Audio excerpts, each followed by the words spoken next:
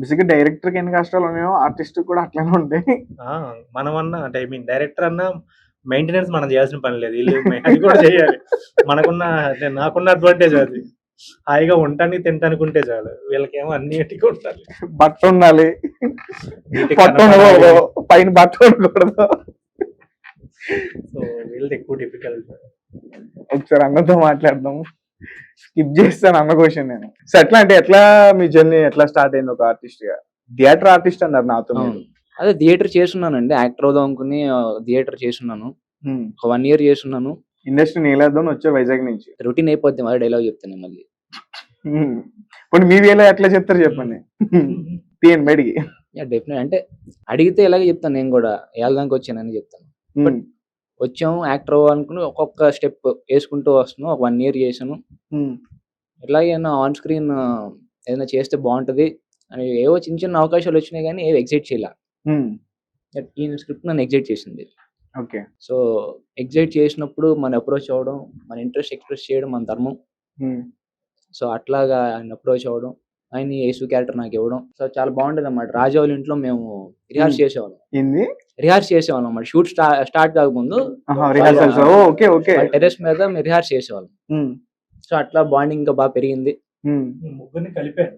Thums Up వాడు ఉంటాడు కదా అన్న, మీరు చేసింది చూసి వాడు చేసిన యాడ్లు ఏ మూలకి రావన్న నిజంగా. నిజంగా అన్న పెద్ద పెద్ద స్టార్ పెట్టి తీసుకున్నాడు, కానీ యాడ్లు ఎక్కడ దొరికిన కిక్కు మీ క్లిప్ లో దొరికింది. థమ్స్అప్ తాగితే వచ్చే కిక్కు తప్పుగా అనుకోవద్దు. సో నైస్ ఆఫ్ యూ అండి. ఎట్లా అన్న మీ ఫ్యామిలీ సపోర్ట్ ఉంటుందా మీకు ఈ అంటే ఆర్టిస్ట్ గా? సపోర్ట్ అంటే ఇప్పుడు స్టార్టింగ్ ఎవరు పెద్దగా అంటే అందరు న్యూట్రల్ గా ఉంటారండి. ఏమవుద్దో చూద్దాం, అది చేస్తూ ఉంటున్నాడు కదండి.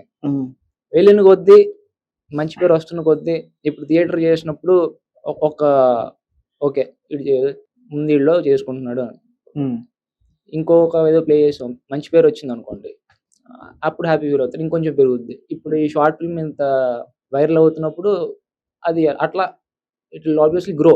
ఒక విత్తనం వేస్తే మొక్క ఎలా పెరుగుద్దో నమ్మకం కూడా అలాగే పెరుగుద్ది అన్నమాట చేసే కొద్ది. రైట్.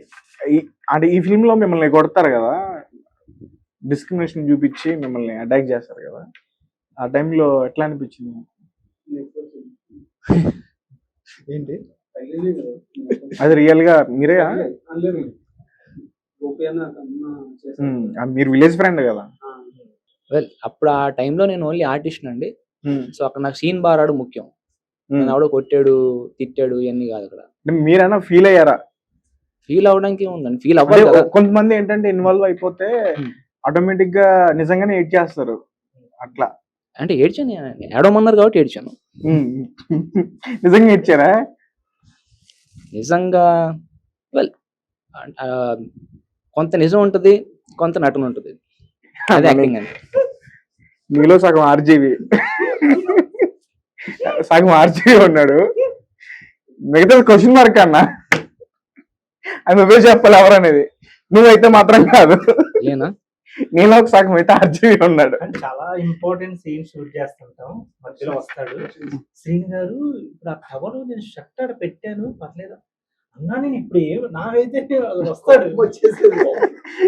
అన్నా, ఇప్పుడు నేను ఏం సీన్ చేస్తున్నా, నువ్వు అది ఫస్ట్ నువ్వు అది మాట్లాడకన్నా అసలు. అంటే దాని గురించి ఆల్రెడీ అయిపోయిన సీన్ కి ఇక్కడ మీరేమో డిస్కషన్ లో ఉంటారు జరిగిపోయే సీన్ గురించి. వస్తాడు వచ్చేసి, నేనేమో పెద్ద తప్పు జరిగిపోయిందో అనుకుంటాం కదా, సీన్ గారు తప్పు జరిగింది అడగొచ్చా అంటాడు. అడగదు అన్నా అంటాను, చెప్పేస్తా. ఇంకా అడుగుతాడు, నాకన్నా ఎందుకన్నా ఇది అసలు స్కిప్ చేయ అసలు నువ్వు అడక్కో అంటాను. మంచి క్రేజ్. కానీ మీ దృష్టి ఏమో చెయ్యాల్సిన దాని మీద కన్నా దాని మీద ఉంటది. అన్న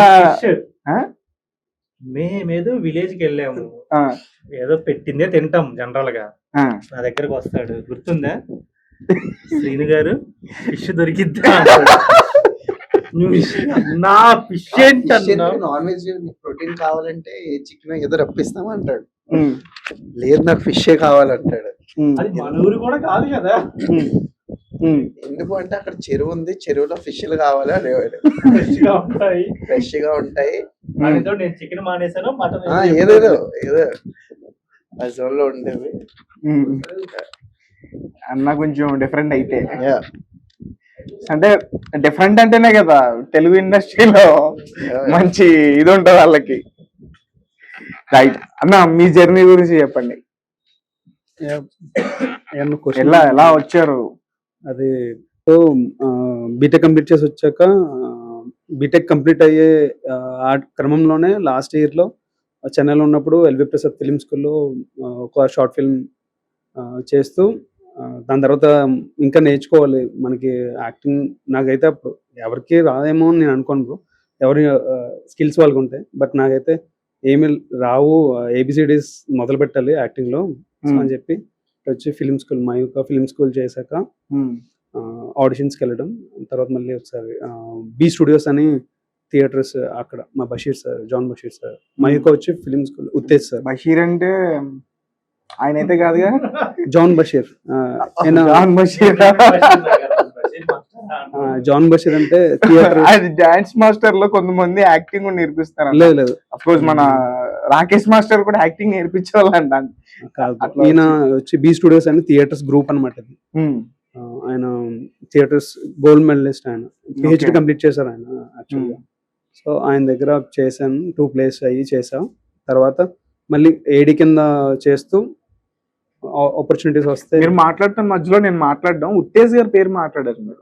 ఉత్తేజ్ సార్ ఇక్కడే కదా ఇన్ స్టూడియో, ఎల్లారెడ్డి గూడలో ఉంటుంది. అవునవును, అక్కడే చేశాను. ఇప్పుడు చేస్తున్నారా?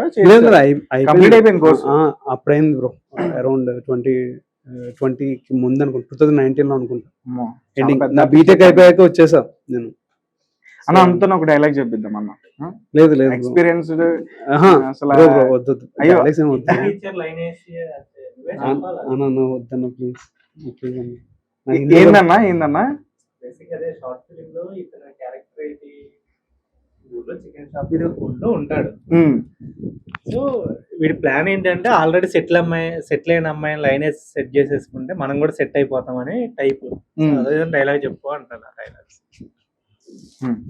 లేదా అని చాలా మంది కదా, ఏమో బ్రో నేను అంత కరెక్ట్ చెప్పలేదు, నాకు హిందీ కూడా రాదు అని చెప్పలేదు. ఖచ్చితంగా చెప్పాను నువ్వు బ్రో, మడతడిపోద్దు బ్రో, హిందీ తెలుగులో మాడతాను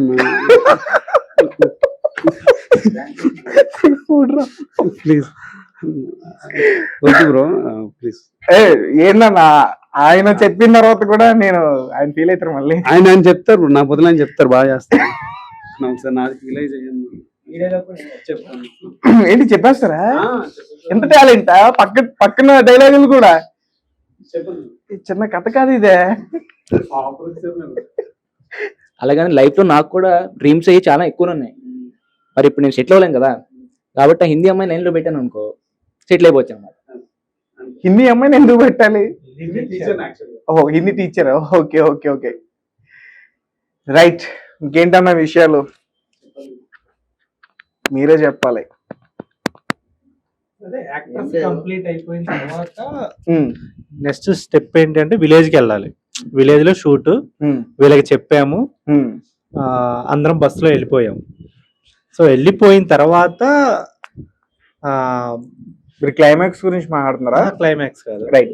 ఊరికి వెళ్ళిపోయిన తర్వాత ఏంటి, ఒకే ఇంట్లోనే అందరం స్టే చేయాలి, అందరం అక్కడే పడుకోవాలి, ఉన్నది ఒకటే వాష్రూమ్, అక్కడే స్నానం చేయాలి.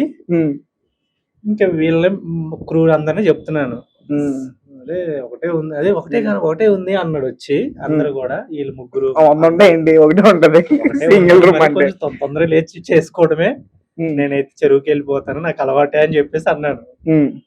మా డిఓపి వీళ్ళు కూడా అందరం మేము వచ్చేసాడు, నా దగ్గరికి వచ్చేవాడు. దానికి కూడా డైరెక్ట్ లేట్ అయిపోయేది. ఏంటన్నా అంటే నాతో పాటు రాలేదు చెరువుకి అంటే, నేను లైఫ్ లో ఎప్పుడు వెళ్ళలేదు శ్రీను, అంతేనా, ఎప్పుడు వెళ్ళలేదు, సో నాకు అందులో రావటం లేదు కూడా. పాపం రోజు వచ్చి నేను తీసుకెళ్ళిపోయినా రావట్లేదా? నువ్వు చెరువుకి నేను తీసుకెళ్ళలేదు అంటే అసలు పిలిస్తే నేను కూడా వచ్చి ఉంటాను.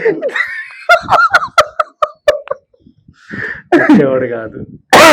వీళ్ళేమో స్నానంకి. యాక్చువల్లీ చెరువు గడ్డ దగ్గర ఒక సీన్ ఉంది, ఎడిటింగ్ లో వెళ్ళిపోయింది అది. పిలిస్తే వచ్చి ఉంటుంది ప్రాక్టీస్ అయ్యేదాన్ని.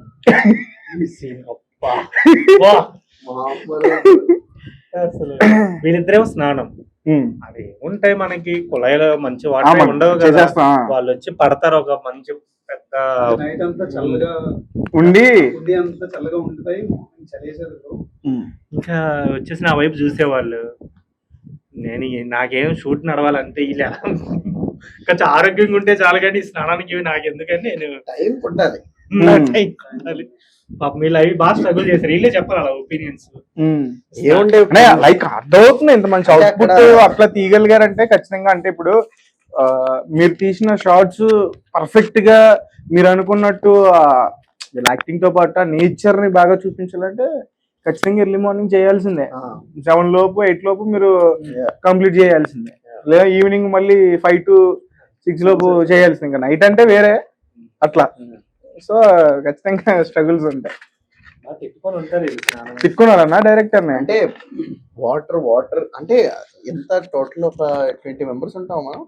15 మీ క్యాస్ట్ అండ్ క్రూ మీ మొత్తం ఒకే ఇంట్లో అందరూ స్నానం చేసుకొని మళ్ళీ టైం ఉండాలి. ఇది ఒకే ఇంట్లో 20 మెంబర్స్ ఒకటే బాత్రూమా?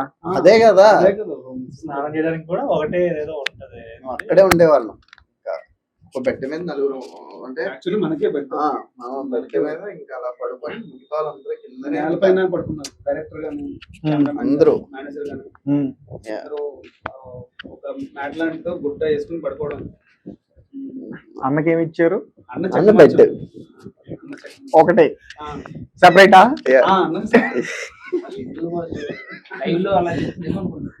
సపరేట్ ఏం కాదు, మాతో పాటే సరదా చెప్తున్నాం.